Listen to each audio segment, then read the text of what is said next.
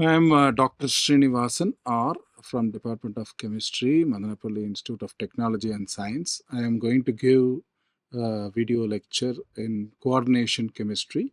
So we will start from the introduction in coordination chemistry. So coordination chemistry, normally it's a very important topic in inorganic chemistry. In many exams and also in UG, PG, everywhere this topic is coming. Mostly inorganic complexes or inorganic coordination compounds. It comes with transition metals.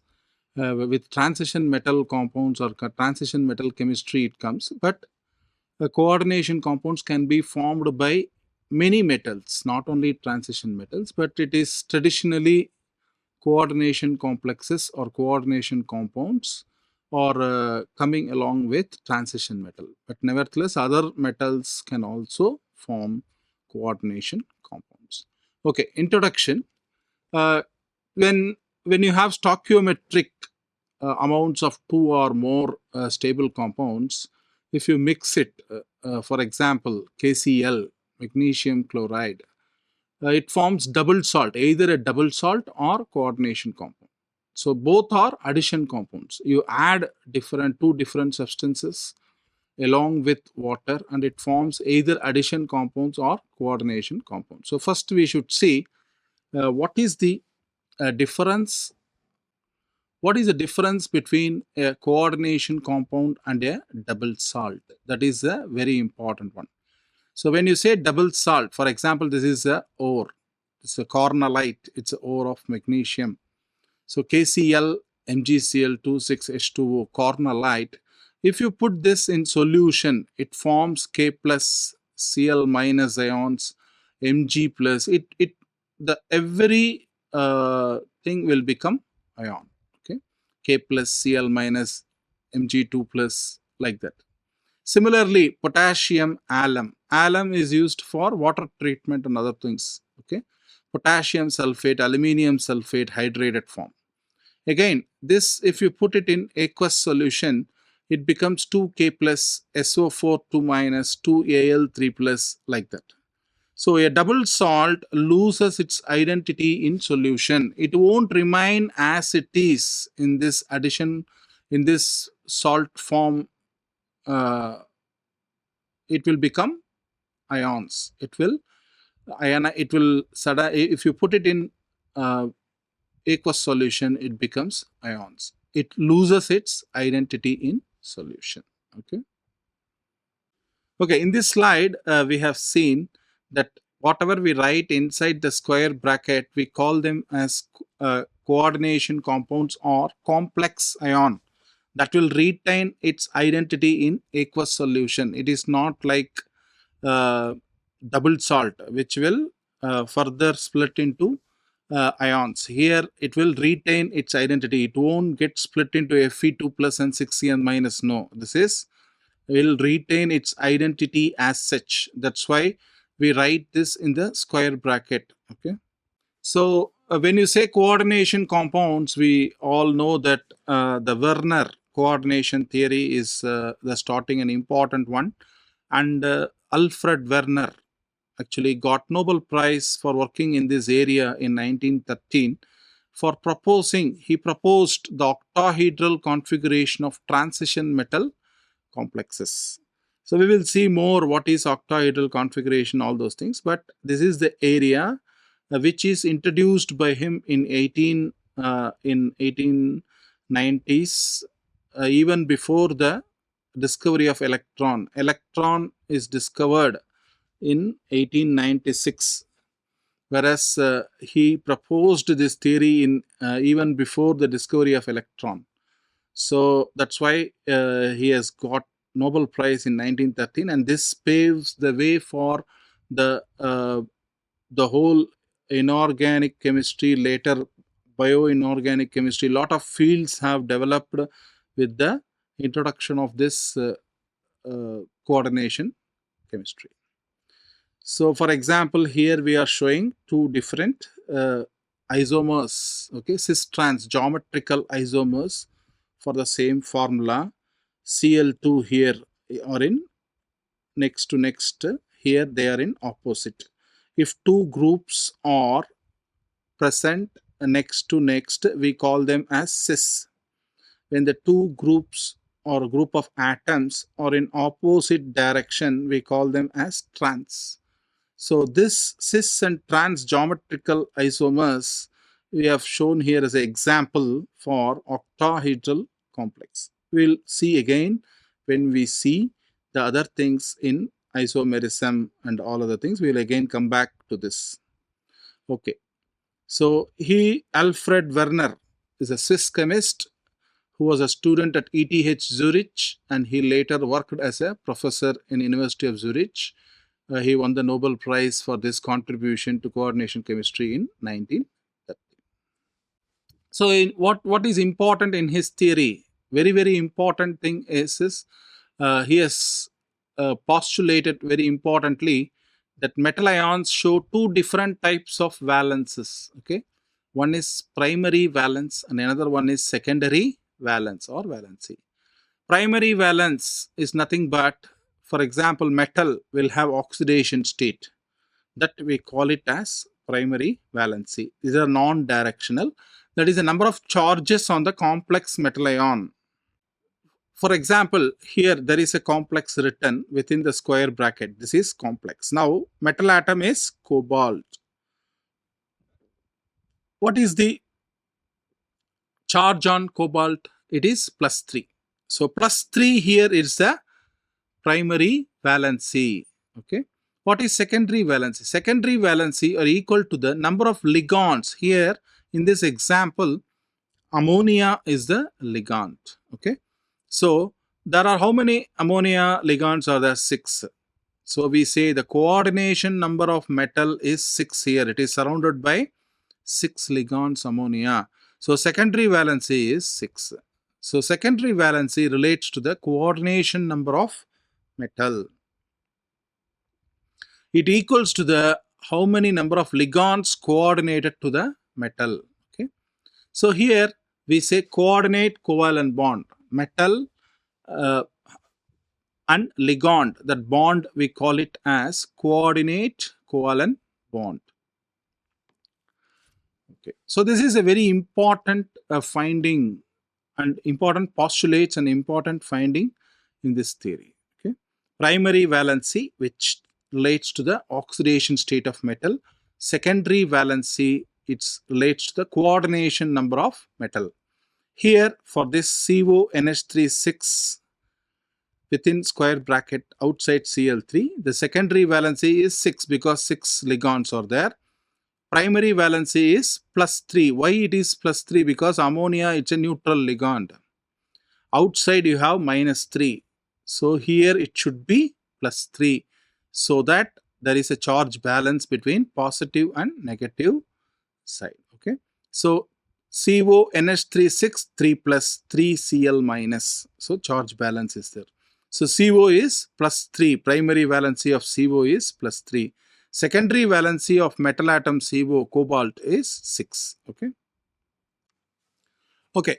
So Werner, how he formulated the formula for different complexes he has prepared. It's what we are going to see in this this slide. Werner, he synthesized many cobalt 3 compounds like COCl3, 6NH3, COCl3, 5NH3. These are all now written in the form of addition compounds, but it is having a formula in the coordination compounds, which we will tell how we will arrive at this, how he arrived initially at those things is the main point in this slide. For example, COCl3 6NH3 is written as CONH3 6Cl3. Okay. The structure of CONH3 6 is considered to be octahedral. So he has to propose everything because there is no analytical tools to find the structure of CONH3 6 and all in those times. So he predicted initially and then later it all proved to be whatever he has predicted. So how he arrived at the structure of coordination compound, a formula of the coordination compound like this. So he prepared many cobalt 3 compounds which he treated with excess AgNO3, silver nitrate. So silver nitrate, when he added COCl3 6NH3 gave 3 AgCl, whereas COCl3 5NH3 gave only 2 AgCls, and COCl3 4NH3 gives 1 molecule, 1 mole of AgCl. That means 1 Cl is outside in this here, 2 Cls are outside, 3 Cls are outside here. See, what is the meaning of this? This is retain its identity. Only this outside, whatever it's outside the square bracket, only it's ionizable. So if you get 3 AgCl, the 3 ionizable chloride is there outside, meaning that means this 3Cl can react with AgNO3 can form 3 AgCl. This 2Cl outside can react with AgNO3 to form 2 AgCl. This 1 Cl minus outside, which is ionizable, reacts with AgNO3 to form 1 AgCl. So from the amount of AgCl obtained, he can say how many Cl is ionizable, and that much Cl minus is there outside the square brackets.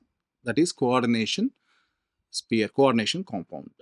So that's how he has predicted this type of how many ionizable chlorides, ligands, chloride ligands are there outside the sphere, outside the coordination sphere. So inside we call it ligand, outside it is a ionizable ion. It's called this is cation, this is anion. So this is ionizable, this whole part is non-ionizable. And he also studied conductivity studies of these complexes he prepared in solution. So we know that the more the number of ions in the solution, the conductivity of the compound is more. So from this results, he could prove the formula. Like COCl3 6NH3, it is having 3 ionized chloride outside. From AgNO3 treatment he found, and it has 4 ions in aqueous solution, and the color of this solid is yellow. See, here we write like addition, here we write the coordination compound formula. How he arrives this here? By 2 experiments, simple experiments, by treating with AgNO3 and by doing conductivity studies in solution. So COCl3 5NH3 is purple.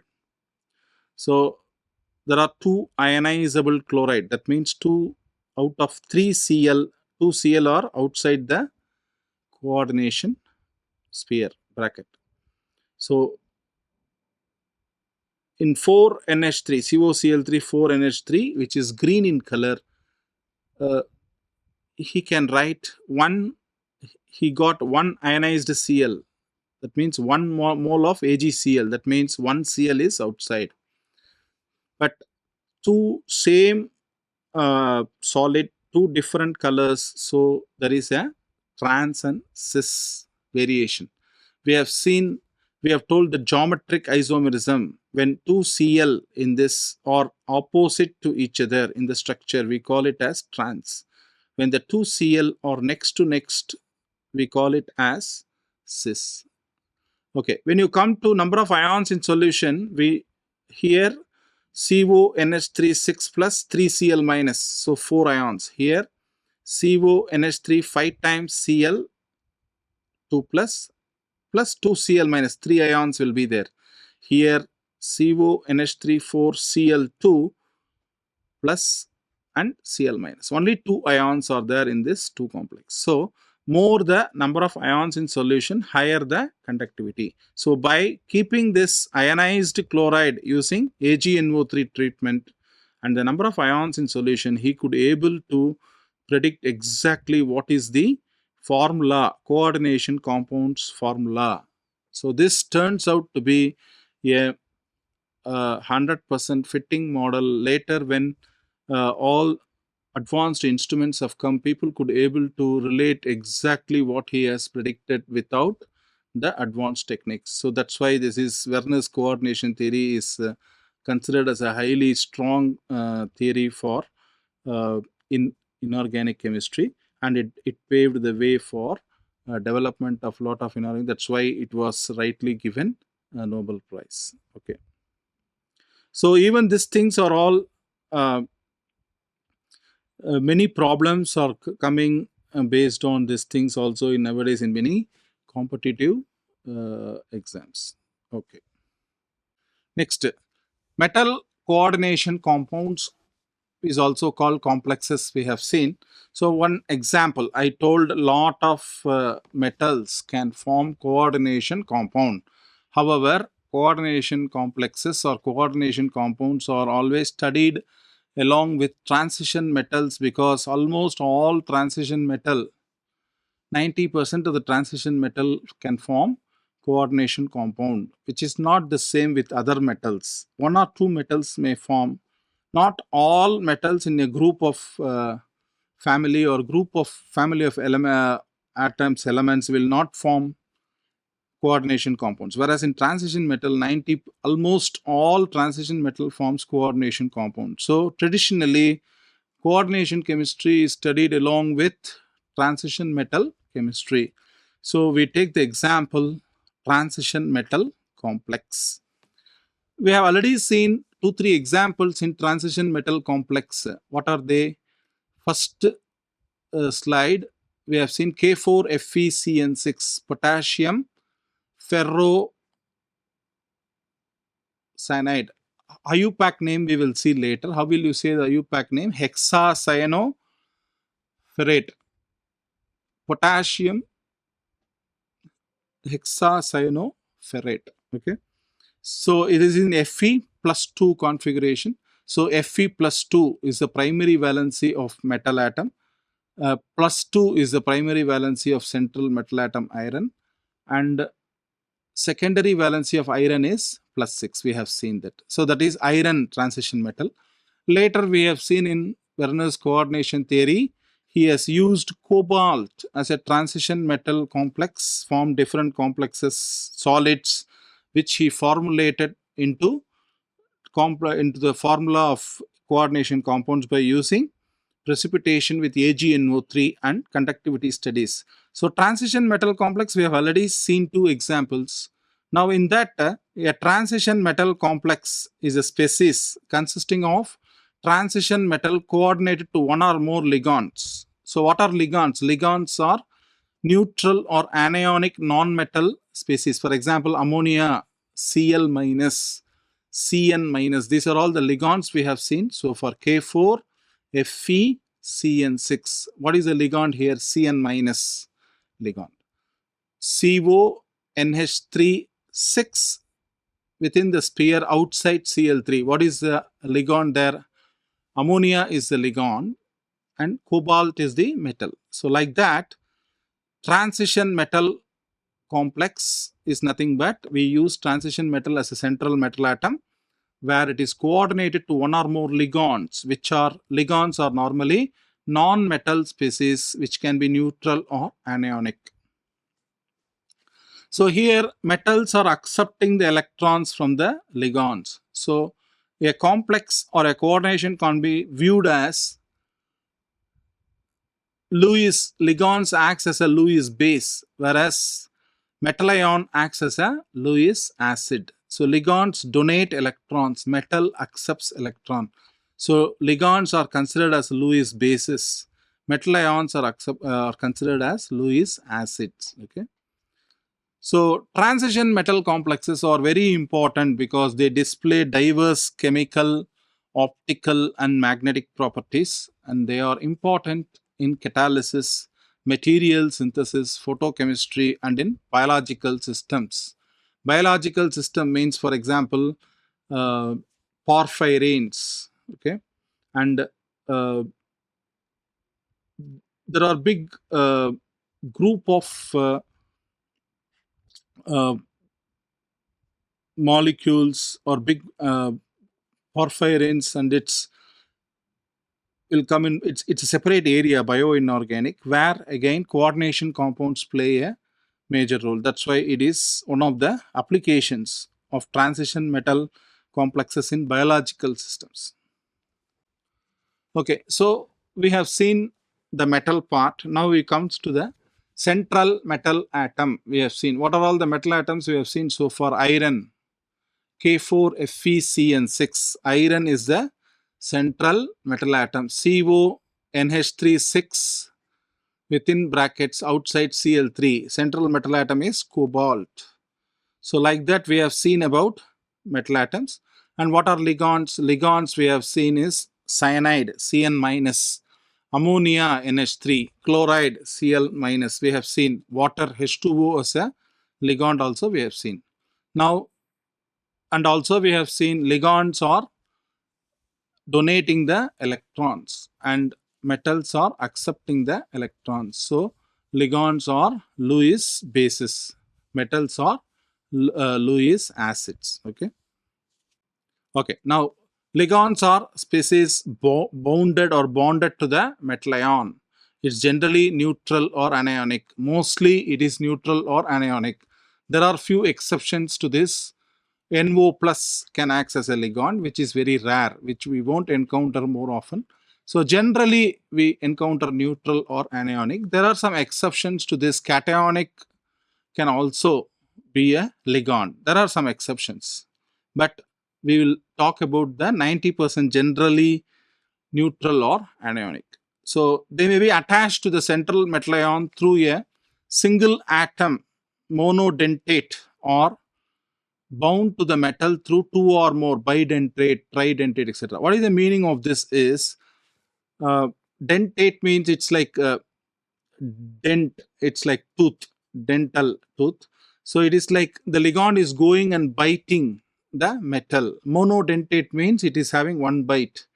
Bidentate means two different places it can bite. Tridentate means three, like that. So the word has come derived from that.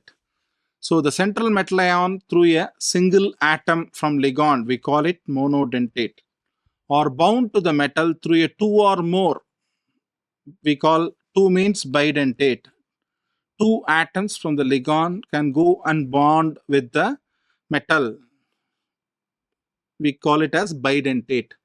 Three atoms from the ligand can go and bite the metal or bond with the metal, we call it as tridentate. Anything above 3 we call it as polydentate. Polydentate ligands binding with metal, it form chelation. There is something called chelation, the concept of chelation which we will see later. The ligands, polydentate ligands, bidentate more than one atom can bind with the metal. That type of ligands, bidentate, tridentate, and etc. They are called chelating ligands. Okay. So now we see example of different types of ligands. Monodentate, one tooth. For example, this is analogy. Monodentate, one tooth ligand. Simple examples. Water. Water, when you write the formula, when you name it, we call it as aqua. Okay.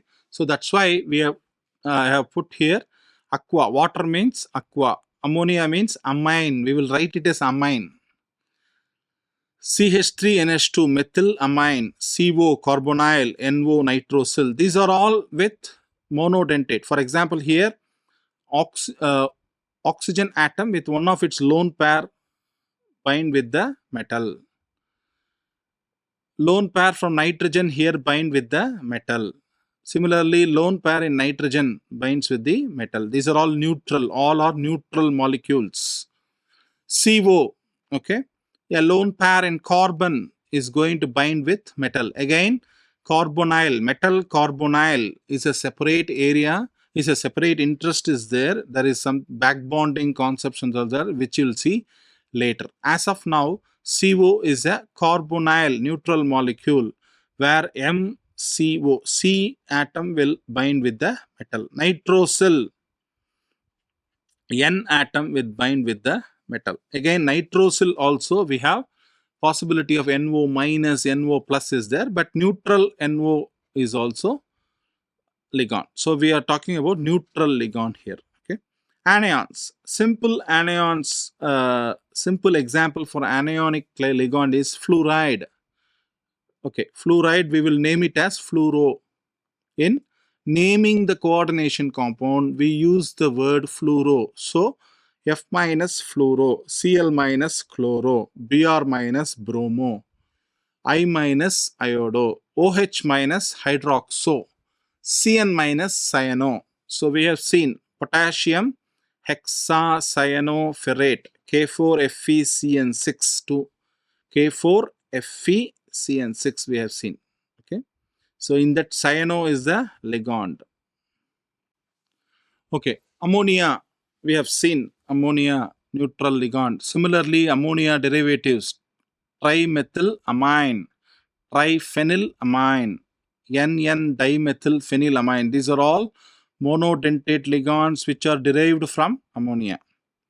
Okay, now let's move to the bidentate. That means two teeth. It can bite, the ligand can bite the metal with two teeth. That means two atoms from a ligand bind with the central metal atom. We call it that ligand as bidentate ligands. Examples, very familiar and famous and more often encountered examples are ethylene diamine, CH2 and NH2, CH2, CH2, NH2. This is called ethylene diamine. In short form, EN, we will say.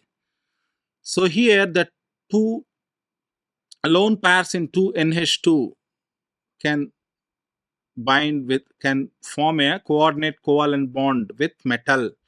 That's why we have put this lone pair is bonding with metal. So here ethylene diamine acts as a bidentate ligand. Okay. Next example, oxalate ion, oxalato. In while naming, we call it as oxalato because this is anionic ligand. This is neutral ligand. This is neutral ligand. This is anionic, oxalate anion.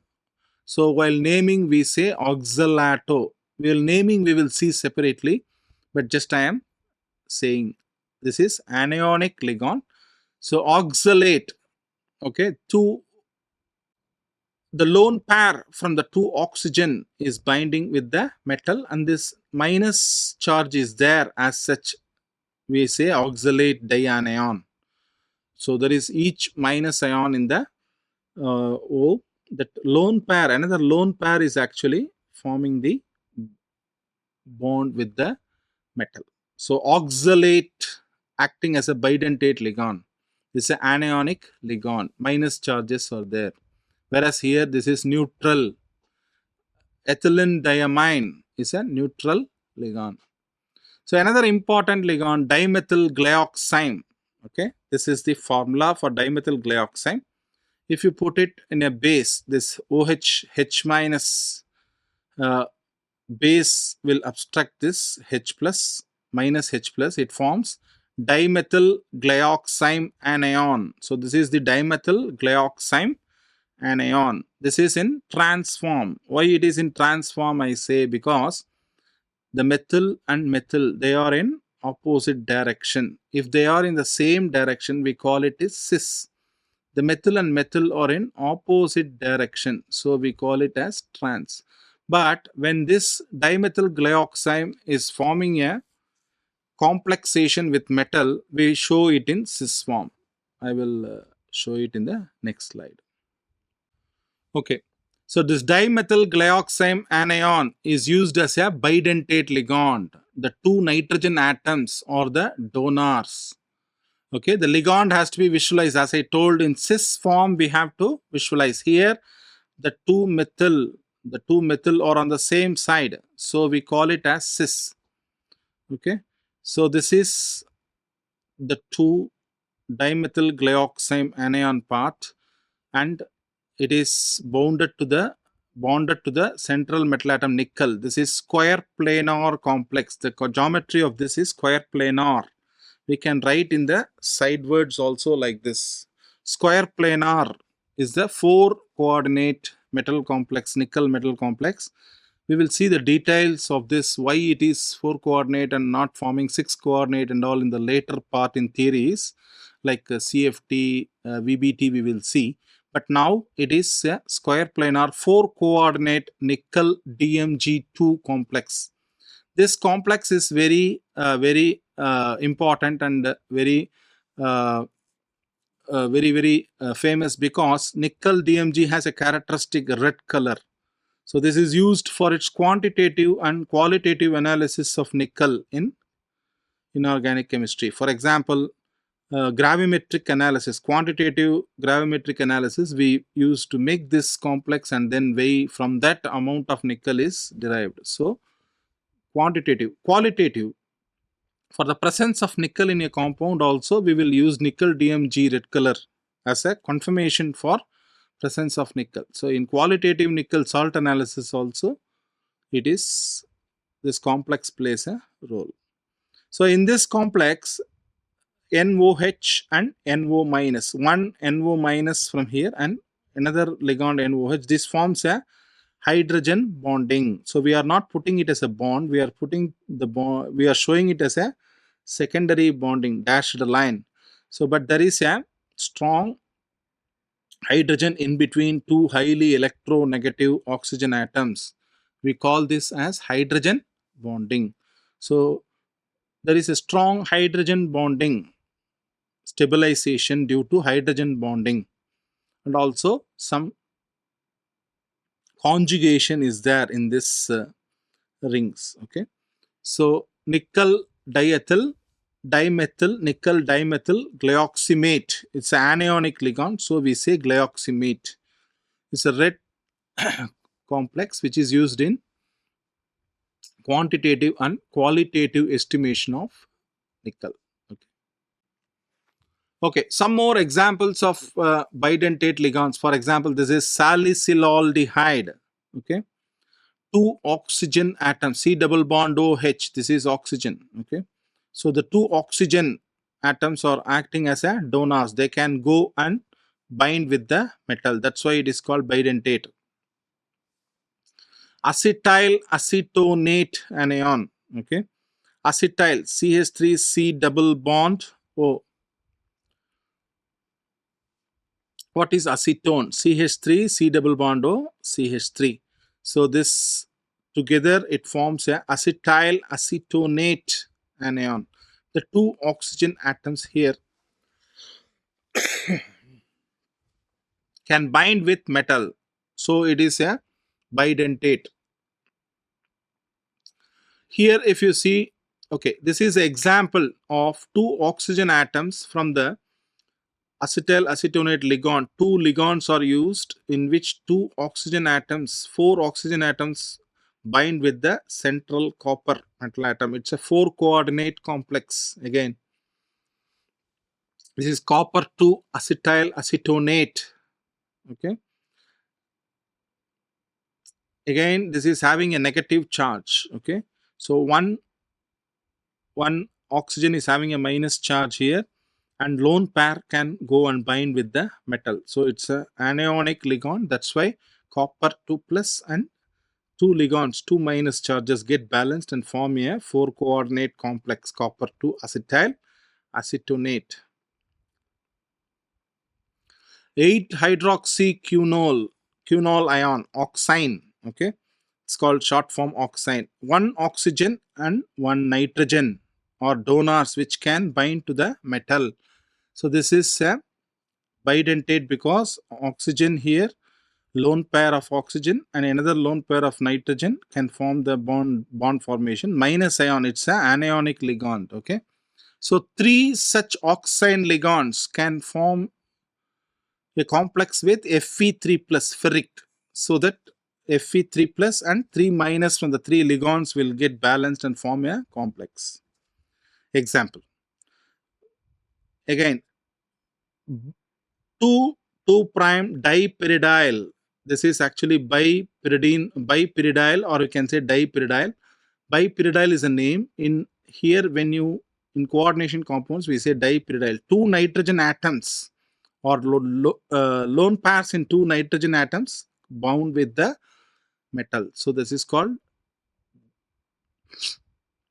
bidentate ligand. Example for this dipyridyl ligand is ruthenium 2 plus forms a complex with three dipyridyl ligands. Okay, three bipyridyl ligands are there. Ruthenium is a central metal atom. These are all neutral molecule, neutral ligands. So ruthenium 2 plus, if we have shown here in this for charge for this coordination pair outside, this is counter anion. There are two Cl minus to nullify the 2 plus charges. So there are presence of two Cl minus ion, plus 2 minus 2. It is balanced. So this is a ruthenium tris bipyridyl ruthenium complex. Okay. So these are all some of the examples of bidentate ligands we have seen. So higher side we will see tridentate and polydentates. More than tridentates, we call it as polydentate. Okay, tridentate, diethylene triamine, we call it short form di-N. Okay, so here N, here N, here N. All these lone pairs in nitrogen will form the bond with the metal. Three nitrogen atoms can form the bond with metal. So that's why it is called tridentate. Similarly, tetradentate, triethylene tetraamine, tri-N in short form. So there are four again in atoms, one here, two here, three here, four here. All these four lone pairs from nitrogen atom can form a bond with the metal. That's why it is called tetradentate. Similarly, there are hexadentate ligands available, which is called ethylene diamine tetraacetic acid. So this is in anionic form. So this is called ethylene diamine tetraacetate. Okay, 4 acetate, OH instead of H plus. Instead of H, we put it is in the alkaline form. The H plus will come out and it will become salt form. This is a 4 minus. The all H plus are removed. Okay, so EDTA 4 minus. What is EDTA? EDTA is ethylene diamine tetraacetic acid. H should be originally here. Then we call it as acetate. If you remove the H and it becomes acetate anion, now it has 4 minus. EDTA 4 minus. Ethylene diamine tetraacetate. It's a hexadentate ligand, meaning 6 atoms from this ligand, 4 oxygens in the acetate and 2 lone pairs from nitrogen. All these 4 oxygen and 2 nitrogen can bind the metal atom. So this is hexadentate. It's a very, very powerful complexing agent, and it binds with several metal atoms in the periodic table. Not only transition metals, in other than transition metal also it can form complexes, but transition metals, it's very famous. Always we are coordination means we will always relate with transition metal, but these complexes can form not only with transition metals, with other metals also. So they are very important in chelation chemistry. As I told, more than bidentate, we call it as chelating ligands, which are used in chelation chemistry. There is separate chelation therapy and all is there for removing lead, chromium, very obnoxious metals. To remove also this ligands are used. Okay, so those things we will see in the later stage. Now we will explain hexadentate, how it can form the complex. We will see. For example, here we have shown calcium metal as a central metal atom, which is bounded to the, which is binded with the EDTA. EDTA 4 oxygens and 2 nitrogen bound with the central metal atom calcium. In this place, magnesium can also be there. This is a very, very important calcium EDTA 2 minus. It's a very important complex which is formed in removing the hardness of water. Okay, hardness in water is caused due to calcium 2 plus ions and calcium calcium 2 plus ion and Mg 2 plus ion. So the EDTA form complex with calcium 2 plus and Mg 2 plus, and thereby it removes the hardness causing ions from water. So EDTA is used as a very good chelating ligand to soften the water. This is one of the examples of how coordination chemistry is applied in different branches or different places in chemistry. So this is one of the example. It is used in removing the hardness of water. So if you see one ligand, 6 atoms from one ligand can form the coordination compound with central metal atom. In this case, it's calcium. It can be magnesium. As I told, the metal can be, lot of metal can form a complex with EDTA. Okay. So with this, we will finish the today's lecture. We will see in next lecture. Okay. Thank you.